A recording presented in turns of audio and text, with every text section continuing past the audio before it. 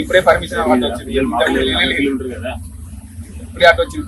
పిల్లల కోసం పిల్లల్ని బలంగా దృఢంగా తయారు చేయాల్సినటువంటి ప్రభుత్వము ఈరోజు కల్తీ ఆహారం పెడుతూ వాళ్ళని నిర్వీర్యం చేస్తున్నటువంటి నేపథ్యంలో, వాళ్ళని ఆసుపత్రుల పాలు చేస్తున్నటువంటి నేపథ్యంలో, వాళ్ళ మరణాలకు కారణమవుతున్నటువంటి నేపథ్యంలో ఈరోజు టీఆర్ఎస్ పార్టీ గురుకులాల బాట పేరు మీద రాష్ట్ర వ్యాప్తంగా ఉన్నటువంటి అన్ని గురుకుల పాఠశాలను సందర్శించడం జరుగుతా ఉంది.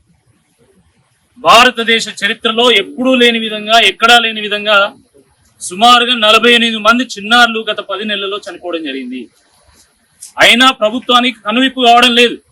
ప్రభుత్వం ఇంకా మొండిగా బిహేవ్ చేస్తున్నది. కాబట్టే ఈరోజు మేము ఈ పాఠశాలను సందర్శిస్తున్నాము. కానీ మేమేదో సంఘ విద్రోహ శక్తులమైనట్టు, మేమేదో పిల్లల భవిష్యత్తును నాశనం చేస్తున్నట్టు ఈరోజు ప్రభుత్వము మమ్మల్ని నిర్బంధించడము, మమ్మల్ని అడ్డుకోవడము మూర్ఖత్వం. ఇది చాలా దురదృష్టకరం. దీన్ని టీఆర్ఎస్ పార్టీ, బీఆర్ఎస్ పార్టీ తీవ్రంగా ఖండిస్తా ఉన్నది. ప్రభుత్వ పాఠశాలను విజిట్ చేస్తే ఎక్కడ చూసినా కూడా ఈరోజు అన్ని సమస్యల వలయంగా ఈరోజు గురుకుల పాఠశాలలు తయారైనాయి. వాళ్ళ కాస్మెటిక్ బిల్లులు రావడం లేదు, వాళ్ళ హాస్టల్ సరిగా ఉండడం లేదు, డార్మెటరీలు సరిగా ఉండడం లేదు, వాళ్ళ వాష్రూమ్ సరిగా ఉండడం లేదు. పురుగుల అన్నం పెడతా ఉన్నారు, ఇవాటి అన్నం రేపు పెడతా ఉన్నారు. దాని కారణంగా పిల్లలు ఆసుపత్రిలో పాలవుతున్నారు. సుమారుగా 850 మంది పిల్లలు ఇప్పటికే ఆసుపత్రిలో పాలు కావడం జరిగింది. ఒక రోజు ఒక జిల్లాల వార్త వస్తే ఇంకో రోజు ఇంకో జిల్లాల వార్త వస్తున్నది.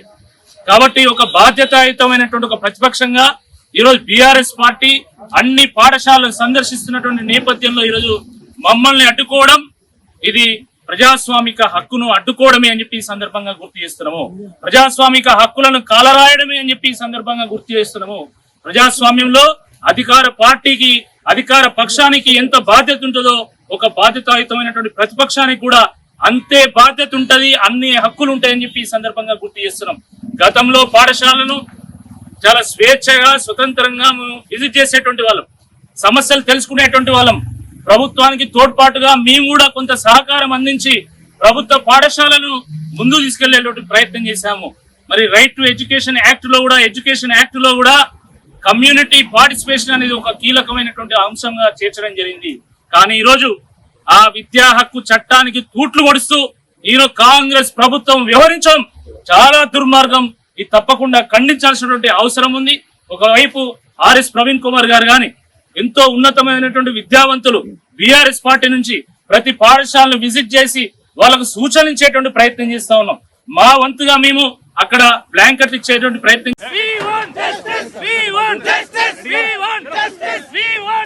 అందరం కలిసి పిల్లలతోటి మమేకమై వాళ్ళ ఆహారము, వాళ్ళ పరిశుభ్రత ఎట్లున్నదని తెలుసుకోవడానికే విజిట్ చేయడం జరుగుతుంది. ఏ దౌర్జన్యాలకు, దోపిడీలకు మేము పిల్లలకు కానీ, వాళ్ళ టీచర్లకు కానీ, వాళ్ళ ప్రిన్సిపల్ కానీ ఆటంకం కలిగించమని ఎంత మనవి చేసుకున్నా కూడా మమ్మల్ని టీచర్లు, ప్రిన్సిపల్ ఒక రాజకీయ నాయకుల యొక్క ఎదురొడ్డి మమ్మల్ని స్కూళ్ళకి ఎంటర్ కానియకుండా చేస్తూ వారే మేము వారిని ఎంతో గౌరవంగా మాట్లాడి ఎంతో గౌరవంగా చూసుకుంటే వారు నీ రాజకీయం వద్దు, నువ్వు వద్దు, నీకు పర్మిషన్ లేదు అని అంటే తల్లిదండ్రులుగా, లేకపోతే స్టూడెంట్స్ గా, లేకపోతే ఈ ఊరి పౌరులుగా, ఈ స్కూల్లో చదివే పిల్లలకు మేము బాధ్యతాయుతులుగా వచ్చి చూద్దామని ఉద్దేశంతో రావడం జరిగింది. కానీ మరి వారు ఎందుకు భయపడుతున్నారో అర్థం కాలేదు. మంచి ఆహారం ఇవ్వట్లేదా, పరిశుభ్రత స్కూల్ లేదా, మేము వస్తే మరి ఆ పరిశుభ్రత లేదు అని, లేకపోతే మంచి ఆహారం పెట్టట్లేదని ప్రజలకు చెప్పడం, లేకపోతే పబ్లిసిటీ చేయడము ఏమైనా చేస్తారని వాళ్ళు భయపడుతున్నారా? మాకు అదే విషయం అర్థం కావట్లేదు. ఇంత బాధ్యతగా మేము పొద్దున్న నుంచో 2 గంటల నుంచి మేము వెయిట్ చేస్తున్నాం. అయినా మమ్మల్ని గేట్ కట్టుకొని వాళ్ళ స్కూల్లో క్లాసులను వదిలేసి మాకే గేట్ కాపలా కాసుకుంటా మమ్మల్ని అడ్డుకుంటూ ఈ అరేంజ్మెంట్ చేయడం మమ్మల్ని ధిక్కరించినట్టుగా మేము భావిస్తున్నాం.